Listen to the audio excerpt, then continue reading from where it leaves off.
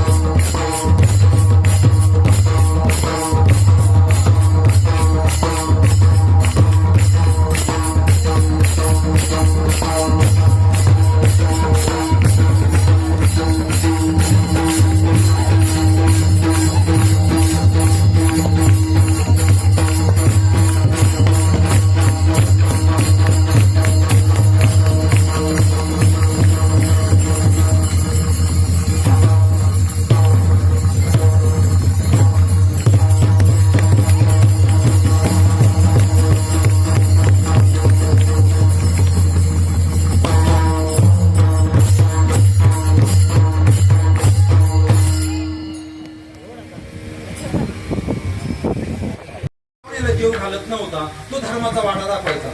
कोण? धर्माचा वाडा दाखवायचा. एक वेळ दुर्योधन अशी पडली का परिणाम सगळ्या पांडवांच्या नाशाकरता भरपूर प्रयत्न केले, एकही सक्सेसफुल झाला नाही. मग द्रोणाचार्यांनी त्याला युक्ती सांगितली, तू काय कर वज्रदेही बन आणि मग त्यांचं वाटोळ होईल. मग म्हटलं वज्रदेही बनायला उपाय कोण सांगेल? मग द्रोणाचार्याला विचारायला जा. मग तो द्रोणाचार्याकडे आला. गुरुदेव होते पण दर्शन घेतलं नाही. मला वज्रदेही बनायचं उपाय सांगा.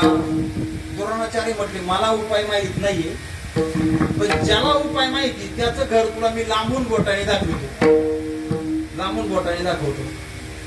कारण जवळ येणार नाही. पाहुणे, एकमेकाची घरं लांबून बोटानं दाखवण्यास सुद्धा पुण्याचं काम आहे. एकमेकाची घरं लांबून बोटानं दाखवण्यास सुद्धा पुण्याचं काम आहे. तुम्हाला कसं, समजा तुमच्या दारात एखादा अतिथी आला, तो भुकेने व्याकुळ झालाय, नाही तुम्हाला जेव घालता आलं ना, नका घालू, पण तो जेव घालतो ना त्याचं घर लांबून बोटाने दाखवा, लांबून बोटाने दाखवा. दुर्योधन असंच करायचं, लांबून बोटाने दाखवायचा. दुर्योधन एका जंगलात पडला, भूक लागली, ताण लागली, पाणी भेटेना, जेवण भेटेना. विप्रवेशामध्ये भगवान गेले, म्हटले काय रे, म्हणजे भूक लागली, ताण लागली, म्हणजे तू कोणाला जेव घातलं होतं का, पाणी पाजलं होतं का, नाही. एकदा दुर्वासुशीला जेव घातलं, पांडवांना खेळायच्या अपेक्षेनं. एकदा बळीरामदादाला जेव घातलं, गटायुद्ध शिकण्याच्या अपेक्षेनं. असं कोणाला जेव घातलं का, म्हणजे नाही घातलं. मग पाहुणा आला का, तू कोणाचं घर दाखवत होता, धर्माचं. कोणत्या बोटानं दाखवत होता, म्हणजे ह्या बोटानं. मी एक काम करते, बोट चाट. पाहते काय, त्यांनी बोट चाटलं, त्याची तहानही गेली, भूकही गेली. म्हणून सावध व्हा, नका जेव घालू, नका जेव घालू. पण जेव घालून त्याचं घर लांबून बोटाने दाखवा. कदाचित भविष्यात जर आपल्यावर टाइम आलाच, आपले काम होईल.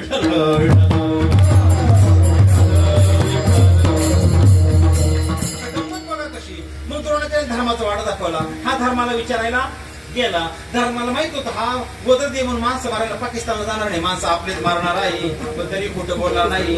करावया पांडवांचे मिळवण, वर्म पुसत तसे दुर्योधन, परी असत्य वचन धर्म न बोले, तरी खोटं बोलला नाही. खरं सांगितलं. तुझ्या आईच्या डोळ्यामध्ये एवढं सामर्थ्य आहे, तिला सांग पट्टी सुडणं शिकांदर शिखर वदरदेव होशील. आईला सांगितलं, आईनं उपाय सांगितलं, तू पहाटे दिगंबर अवस्थेत ये. आणि हा दिगंबर अवस्थेत निघाला कोण, दुर्योधन. दिगंबर अवस्थेत निघाला आणि मग भगवंताला काळजी पडली, जाणवणी अंतर वर्तत असे. हा जर वज्रदेह झाला तर धर्म बुडाला. भगवान पुढे गेले, राम राम, कुठे चालला, म्हणे आईकडं. हा म्हटला तू कोण, म्हणे मी ज्योतिषी. भगवान म्हटलं मी ज्योतिषी. म्हणे अरे वेड्या, आई समोर या वयामध्ये असं जाणं मा पाप आहे. तू का कुकुल बाळ आहे का, बारीक आहे का या वया अवस्थेत जायला. म्हणे आता मी काय करू, चाललो माग. भगवान म्हटले हा माग गेला महाभारत इथंच बंद करायचं. म्हणजे असं काम, हे काम कर, मांडे झाकून जा ना. म्हणजे मी काही चांगलं नाही. फुलाचा पंचा आणला, भगवंताने सांगितलं, फुलाचा पंचा दिला, लुंगी सारखा लावला. भगवान तिच्या म्हणजे दुर्योधन तिच्या समोर गेला, तिनं पट्टी सोडली, नशिका निरीक्षण केलं आणि पट्टी बांधताना म्हटली हा आता झाला.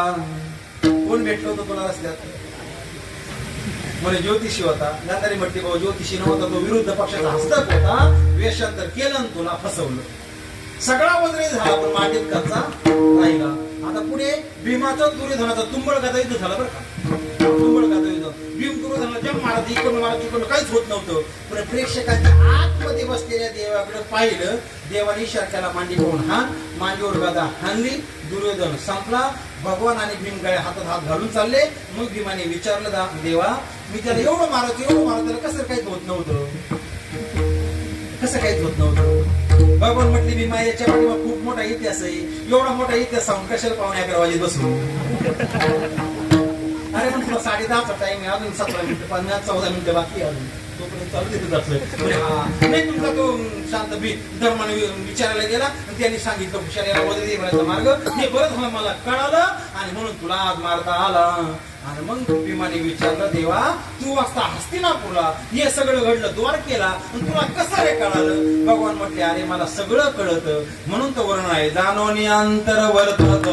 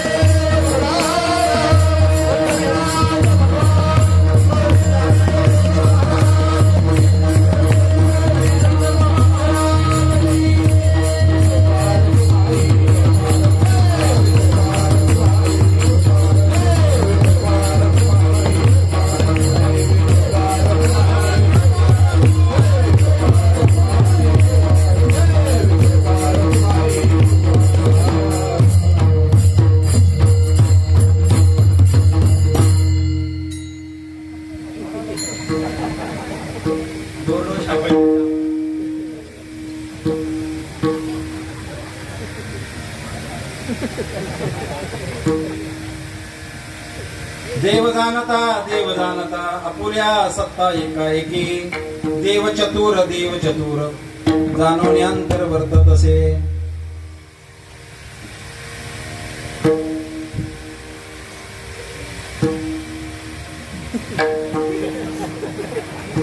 बाबा मला रोज गळ्यात हार पडले माझा शांत करून म्हणून येतं. मला रोज एक विषय आठवतो. ऐकताय ना तुम्ही? कीर्तन संपलं. 9 ते 11 कीर्तन संपलं. श्रोते सगळे निघून गेले. गायक गुणगण वादक सगळे गेले. पहाऱ्यावाला होता तोही बिचारा बाहेरचा होता. तोही पाठ मंदिराला अशा भिंतीला पाठ लावून उभा राहिला. त्याने डोळे झाकले होते. एकदम शांतता. अशा वेळेस पायरीनं मूर्तीला प्रश्न विचारला. ए मूर्ती म्हणजे काय ग? तुला एक विचारायचं. विचार ना. अगं तू एकाच खाणीतली मी एकाच खाणीतली. कोण म्हणते? काय म्हणजे तूही दगडाची मी दगडाची. तुला घडवणार एकच, हत्यार एकच.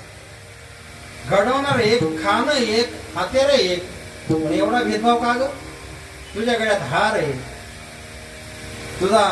तुझी आरती आहे, पंचामृताचा अभिषेक आहे आणि माझ्यावर पायच आहे, चपलाच आहे. कारण काय? कोणी त्या मूर्तीला उत्तर देऊन ते फार महत्वाचं आहे. मूर्ती म्हटली पायरी आहे तू एकाच खाणीतली मी एकाच खाणीतले. तुलाही घडवणार एक मलाही घडवणार एक.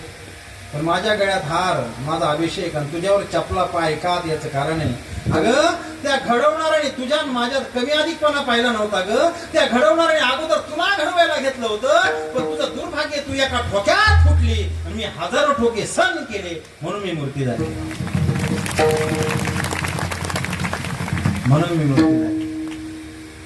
दादा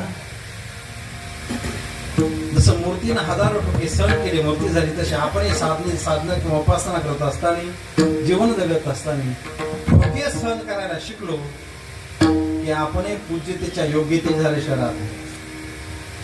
सगळ्या ठोके आपल्याला पडतात. कोणी आपल्याला चांगलं म्हणत नाही बाबा. माझा अनुभव आहे. मला कोण चांगलं म्हणत नाही. मी गावाकडे गेलो कधी कधी मध्ये पितही असेल लशी लशी लशी लशी. हा ना बोलत भाऊ. हा माणूस आमच्या समाजात भरपूर असतो. मी बाबा खोटं नाही सांगत. ह्यावे असतो नारदाच्या गाडी शपथ. मला सगळ्यात मोठं केलं कोळी आगरी कुणबी समाजात. मला गाडी सुद्धा त्यानेच घेऊन दिली. तुम्ही पाहताय बाबा मी पहिल्यापासून. आमचा समाज एवढा पैशावाला आहे पण एक चांगलं म्हणते की या माणसाला विचार म्हणून एक चांगलं म्हणत नाही का? ठोके सहन केल्याशिवाय आपल्याला देव पण येत नाही. जीवन जगत असताना ठोके सहन करा. कशा ठोके? दुसऱ्याच्या निंदेचे ठोके, दुसऱ्याच्या दुर्विचाराचे ठोके आणि आपल्या आंतरविकाराचे ठोके एकदा सहन केले ना दादा आपणही आपल्या जीवनामध्ये देव बनल्याशिवाय राहणार नाही. आपले ठोके सहन केल्याशिवाय मला हे नाही. अख्ख्या संतांनी किती ठोके सहन केले यांना कमी नाव ठेवले का? ते शिकलं ना बाबा. माझ्या जीवनात रोज हार पडले मला हे आठवते. आम्ही नवीन ठिकाणी रोज उदाहरण सांगतोय. विडाला विडाला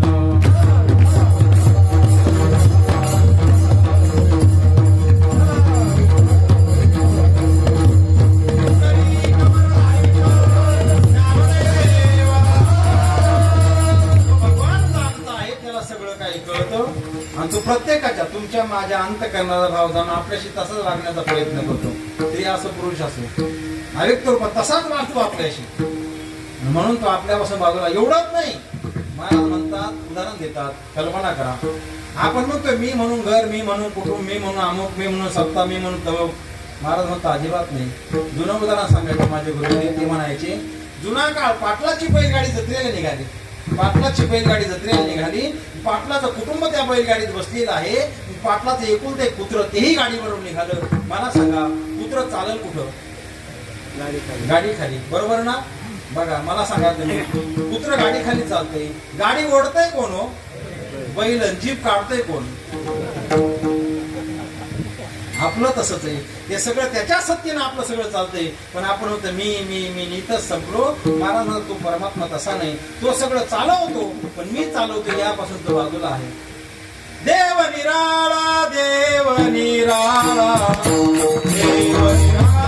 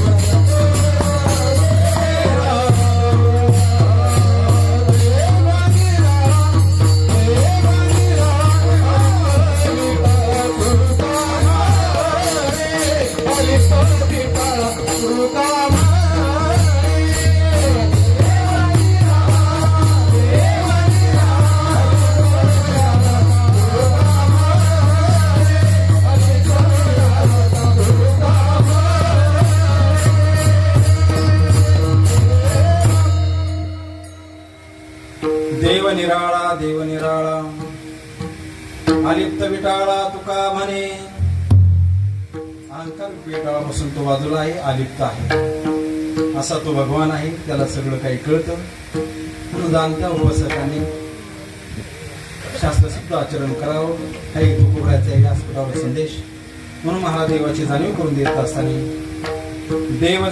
देव जाणता तो जाणता आहे पण अलिप्त विटाळा तुका म्हणे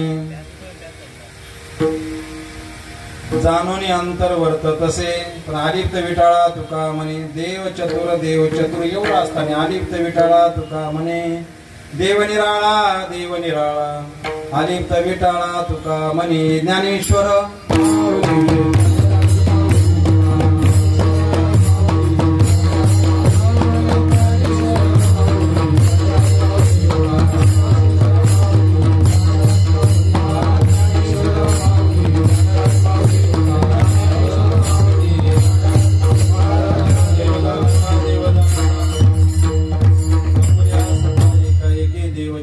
देव चतुर जाणून अंतर वर्त तसे सज्जन मायपण धावते वेगात निवृत्त वेळेत अभंगाचा शब्दाशिवार आपल्यासमोर मांडण्याचा प्रयत्न केला.